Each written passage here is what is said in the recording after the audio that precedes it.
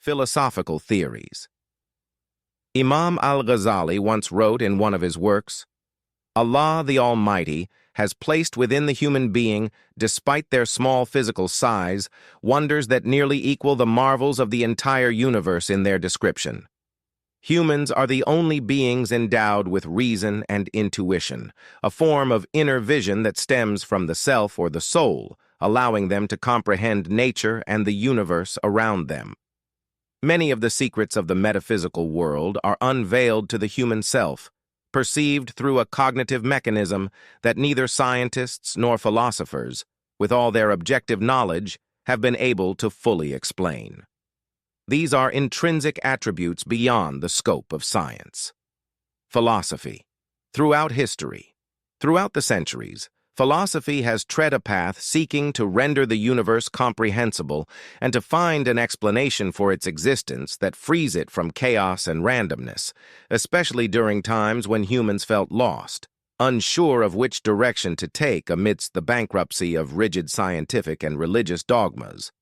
Both agreed that it is impossible to know the true essence or the fundamental nature of things. Over time, several schools of thought emerged, each contributing to specific fields and failing in others. These included materialism, idealism, existentialism, phenomenology, pragmatism, realism, naturalism, logical positivism, and others. Across the ages, philosophers have tried to define their stance on existence, the universe, and its essence. Did matter create the soul? Or did the soul create matter? Their collective efforts can be summarized in four main theories. 1. The view that existence is purely spiritual. 2. The view that existence is purely material. 3. The view that existence consists of multiple elements. 4. The view that existence is both spiritual and material, with spirit and matter being eternal together. Empiricists, on the other hand, believe that scientific knowledge does not arise solely from thought or mathematics, but requires practical experimentation to discover the laws of nature in all its phenomena.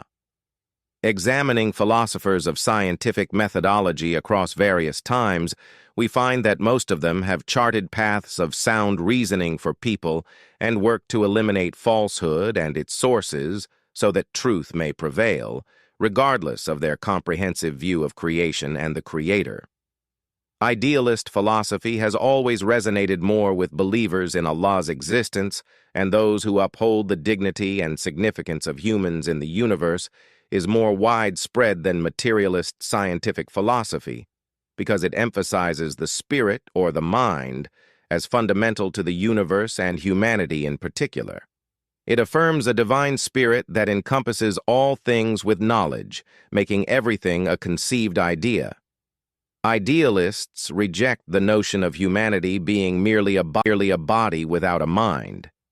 During the first half of the 19th century, after the extremism of the previous century's focus on natural sciences and empirical philosophy, which reduced all human knowledge to sensory origins, there emerged a wave of idealism that elevated both divine and human spirit. By the mid-19th century, scientific trends, represented by evolutionary theory, began to re-emerge.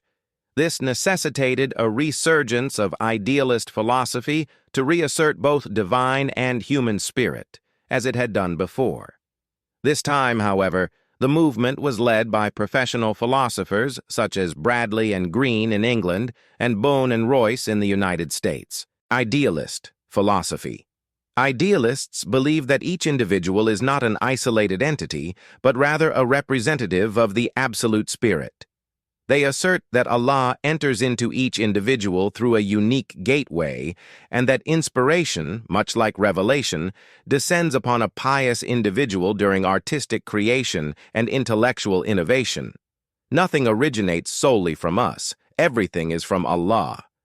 They also maintain that those who claim that certain aspects of the world are beyond human comprehension and that all human knowledge is relative are mistaken. There exists an absolute truth descending upon individuals as revelation, granted in proportion to their needs and the general necessity for it. The ideas of philosophers like Kant, who argued that humans can only know phenomena and not the essence of things, or Herbert Spencer, who posited that there is an unknowable aspect beyond the natural world, are considered flawed by idealists. They contend that the world is an absolute mind, and human individuals are parts of this universal mind. Phenomenology. At the dawn of the 20th century, Husserl introduced a new perspective in philosophy, phenomenology, emphasizing that truth cannot be defined as merely the correspondence between thought and reality. For him, truth is dynamic, rooted in action, and tied to human experience. Husserl's phenomenology emerged at a time when humanity was urged to reevaluate its values and the meaning of existence, especially after science began to challenge the certainties that once guided human life.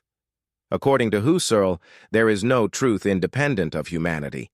The existence of human beings is integral to shaping and crystallizing truth. His ultimate goal was to discover the origin of all forms of knowledge, asserting that the essence of existence lies in its meaningfulness. Husserl believed that human consciousness bestows meaning upon the world, and his philosophy emphasized the active role of the mind in creating and understanding reality. Despite the differences between philosophical schools, their collective efforts represent humanity's enduring quest to find meaning in the universe and to define the place of the self within it.